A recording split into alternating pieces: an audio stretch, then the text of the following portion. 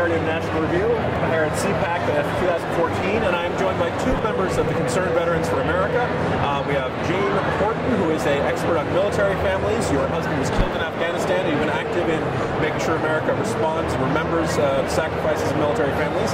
And Barno, who is a former Kiowa helicopter pilot, and also a military advisor to Concerned Veterans for America. So, we are theoretically, we have an administration in Washington that seems like they seem to think we're at peace and prosperity. The defense budget is going to be cut very drastically under Chuck Hagel. The rest of the world may not have gotten that memo and stuff. So when Chuck Hagel came out with his military budget, both from the perspective of those who have served in the military and the families that they support, I guess I'll start with you, Jane. Did anything in that budget numbers concern you the most? Do you have a sense of how this is going to affect military families and what has them worried at this time? Yeah, for sure. They're taking out a lot of the programs that support military families during deployments. And I know that there's going to be a drawdown this year, but you know, the support of the soldier is his family. That's the support system of him. So if the wife isn't happy and the kids aren't happy, the service member is not going to be happy. So it's important to make sure to continue to support them with programs on base to engage the families with one another, so the kids can have friends, you know, at different bases after multiple moves. So it's very important with the budget that we keep the programs for the families, and a lot of them are being cut. Are the commissaries on military bases reopened? I know that had been one issue in the budget that had been, recently. So at least they got those reopened. The subsidies were what was cut. So instead of closing them, they're just going to be less subsidized by the government. So prices are going to rise at commissaries in order to stay open. Well, military families have lots of cash lying around, right? So they can handle slightly higher prices, right? Yeah. Anyway, you mentioned there's a bit of a drawdown. Sometimes it feels like there are large chunks of this country that forget that we're still at war. We still have guys in the line of fire. Amber, I'll put it to you. Has it become tougher to get people to pay attention as Afghanistan? There's been this very gradual drawdown. It's not in the headlines as much as it used to be. Well, absolutely. Less than 1% of the population serves at one time. We have 22 million veterans in this country. It's still a very small percentage compared to the national population. And as the Afghanistan war draws to a close, the civilian-military divide continues to grow. When out of sight, out of mind. When American citizens are not connected to a veteran or an active duty service member, they don't understand, and they don't really need, they don't understand why it's important to be educated on these issues.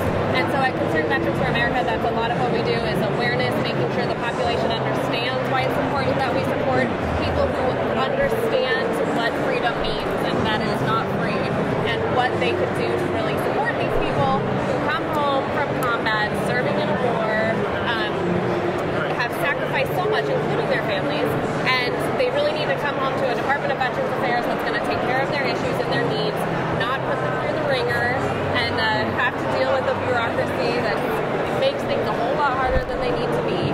So that's what we do at Concerned Veterans for America.